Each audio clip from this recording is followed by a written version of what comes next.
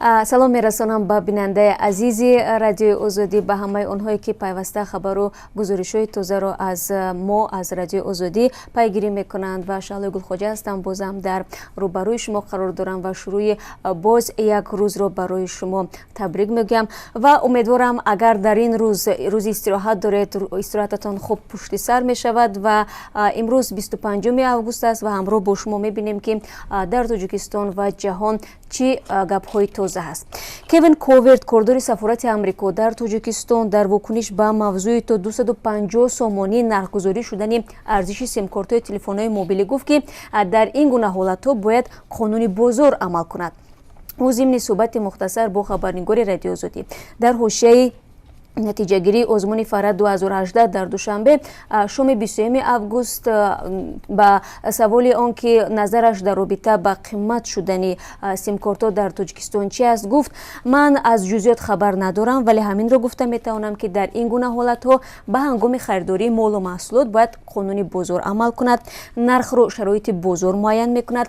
تجربه نشان میدهد که اقتصاد بر اساس قانون بازار رشد میکند، تاکید کرد این کارداری سفارت. طوری شما هم میدونید با یک تصمیم مقامات شروع از 1 سپتامبر سال جاری یعنی هفته آینده در تاجیکستان سیم-کارت‌های تلفن‌های موبیل با ارزش 250 سامانی به فروش گذاشته میشوند. شرکت‌های موبیل از حال از مشتری‌ها درخواست کردند که برای ثبت نام دوباره سیم-کارت‌ها و هم پرداخت مبلغ مراجعت کنند. خب برو میاریم به خبرهای دیگر. دادگاه حربی گارنیزون ختلون یک سرباز گواردی ملی تاجیکستان را با جرم افراطگرایی به 7 سال زندان محکوم کرد. بیژن ابراهیموف که تا انجام خدمتش ماهی به شمار مانده بود در بهار امسال بازداشت و ماه ایول امسال با گناه افراطگرایی روانه زندان شد. یک منبع که از جریان تفتیش قضیه آگاه است با شرط افشا نشدن نامش به رادیو آزادی گفت بیژن ابراهیموف ساکن نویه رودکی حداقل در 2 حادثه جداگانه مورد توجه مقامات حفظ قانون قرار گرفت. حادثه اول به سال 2013 یعنی 3 سال پیش راست میآید، از اون که او هنوز در خدمت حربی جلب نشده بود. آن زمان گویا او در صفحه خود در شبکه ادناکلاسنیکی عکس پرچم گروه انصارالله را نشر کرده است. حالت دیگر که ظاهراً در زمان خدمتش در ارتش رخ داده است به مکاتبه او با افراد عضو گروه‌های افراطگرا در خاورمیانه ربط میگیرد. اتهام اصلی بیژن ابراهیموف در دادگاه این بود که با یک همسبق دوران مکتبیش که به احتمال زیاد در سوریه یا عراق است طریق شبکه‌های اجتماعی صحبت انجام داده است. تفتیشات میگوید ابراهیموف بهار امسال همراه با 2 نفر دیگر بازداشت شد. مقامات علیه آنها بر اساس ماده 307 کدکس جنایی پرونده باز کردند. همصحبت ما در مقامات تفتیشاتی میگوید یکی از این 2 نفر میخواست به افغانستان فرار کرده به گروه‌های افراطگرایی بپیوندد. دادگاه در حال بیژن ابراهیموف را برای 7 سال زندانی کرد که نزدیکان او حکم را ناعادلانه میدونند. آنها باور دارند که او بیگناه پشت پنجره رفته است. حاتم ابراهیموف پدر بیژن در صحبت با رادیو آزادی گفت که پسرش با اختیار خودش به خدمت حربی رفته بود و باید ماه سپتامبر به خانه برمیگشت. ابراهیموف افزود اتهام افراطگرا بودن فرزندش را قبول ندارد، زیرا در او هیچ نشانه این کارو ندیده بود. مکاتبه با همسبق دوران مکتبی اتهام اصلی نسبت به بیژن ابراهیموف است، اما نزدیکان او ادعا دارند که ابراهیموف با سابق همسبقش اصلا رابطه نداشته است. خب پدر بیژن ابراهیم میگوید پسرش ورزشگر خوب بود و میخواست آینده افسر شود، آرزویی که شاید دیگر برای ابراهیموف عملی کردن آن دست ندهد و پدرش نیز از آینده او در خواطر است. در عین زمان بزرگترین جمعیت مسلمانان اندونزیا از مردم این کشور دعوت کرده است که با تحمل باشند. این دعوت پس از آن نشر شد که دادگاه یک زن مادر 4 طفل را برای شکایت از صدای بلند مسجد از آزادی محروم کرده است. همچنین پیشوایان گروه معتدل اسلامی با نام نهضت علما که 40 میلیون اعضا دارد حکم دادگاه را تنقید کردند. زن 44 ساله چینی تبار با نام میلیانا که پیرو دین بودایی می باشد 21 август بر پایه قانون‌های اندونزیا با کفر متهم شده در جزیره سوماترا به مدت 18 ماه از آزادی محروم گشت. سازمان بین‌المللی حامی حقوق بشر امنستی اینترنشنال هم حکم دادگاه را تنقید کرد. اندونزیا بزرگترین کشور مسلمان نشین به شمار می رود، ولی در آن اقلیت‌های بودایی و نصرانی هم به سر می برند. سالهای اخیر این کشور به تفسیر محافظه‌کارانه و با تعصب اسلام میل بیشتر نشان داده بسیاری ها را از آن به تشویش آورده است که اندونزیا از ارزش‌های دنیوی کنار می جوید. бармегардем ба тоҷикистон. донишгоҳи осиёи марказӣ дар шаҳри хорух то 2 ҳафтаи дигар ба таълими донишҷӯён оғоз мекунад. ин аввалин донишгоҳ дар тоҷикистон хоҳад буд ки таълим дар он пурра бо забони англисӣ сурат гирифта, дипломаш ҳам дар сатҳи байналмилалӣ эътироф мешавад. ҳарчанд дарсҳо дар ин донишгоҳ 1 сол дертар шурӯъ мешавад, аз ҳоло бархеҳои ин донишгоҳро рақиби пурқуввате барои муассисаҳои олии таълимии кишвар медонанд. мақомоти вилояти Бадахшон гуфтанд ин шабу рӯз ба сафари раиси ҷумҳури Тоҷикистон Эмомалӣ Раҳмон омадагӣ доранд ва донишгоҳи осиёи марказӣ ҳам бо иштироки Эмомалӣ Раҳмон баҳрабардорӣ мешавад. Эрад Ҷон Мирзоев, сардори раёсати муаррифи вилояти Бадахшон, дар суҳбат бо Радиои Озодӣ гуфт, донишгоҳи осиёи марказӣ марҳила ба марҳила сохта мешавад ва қисми аввали маҷмӯи донишгоҳӣ моҳи сентябр ифтитоҳ ва ба истифода дода хоҳад шуд.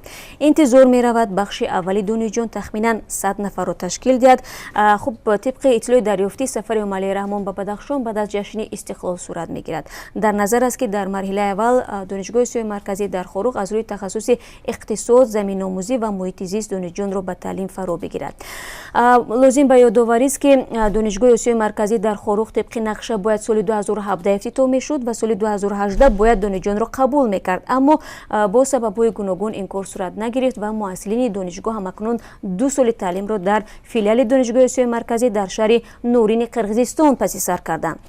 бо вуҷуди гарон будани нархи таҳсил дар шаҳри Норин ки ҳудуди $8000 ташкил медиҳад, дар соли 2016 даҳҳо ҷавони тоҷик барои таҳсил ба ин донишгоҳ ҳуҷҷат супориданд. яке аз донишҷӯёни ин муассиса дар суҳбат бо Радиои Озодӣ гуфт, бо вуҷуди он ки нархи таҳсил солона $8000 ташкил медиҳад, барои ҷавонони фаъол то 90% ин маблағ поин оварда мешавад. хуб донишгоҳи осиёи марказӣ дар шаҳри Хорух дуввумин филиал ё кампуси ин муассисаи таълимӣ дар осиёи марказӣ аст. пеш аз ин дар шаҳри Нурини Қирғизистон чунин донишгоҳ бунёд шуда соли 2021 дар шаҳри Текелии Қазоқистон сохта мешавад. ин донишгоҳ аз ҷониби ҳукуматҳои Тоҷикистон, Қирғизистон ва Қазоқистон соли 2000 таъсис ёфтааст ва Оғохони чорум, пешвои Исмоилони ҷаҳон, ректори фахрии он мебошад. як хабари хуби варзишӣ ҳам дорем. варзишгари навраси тоҷик Ғаниҷон Ғаниев дар аввалин мусобиқоти қаҳрамонии ҷаҳон оид ба самбо миёни мактабачагони солҳои таваллудашон 2002-2003 ки дар шаҳри Ориоли Русия ҷараён дорад, дар рақобатҳои вазни 72 кило медали тиллоро ба даст овардааст. ӯ дар қуввозмоии ниҳоӣ бар варзишгари юнонӣ пирӯз шуд. дар ин бора ба Радиои Озодӣ довари дараҷаи байналмилалӣ Маҳмуд Абдуллоев, муовини аввали раиси Федератсияи самбои Тоҷикистон, хабар дод.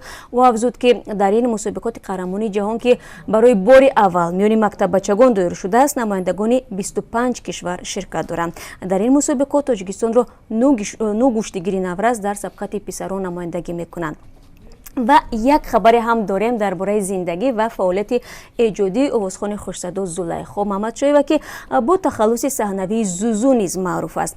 2 моҳи пеш Зулайхо писари дуюмашро ба дунё оварда номашро Юзорсиф гузоштааст.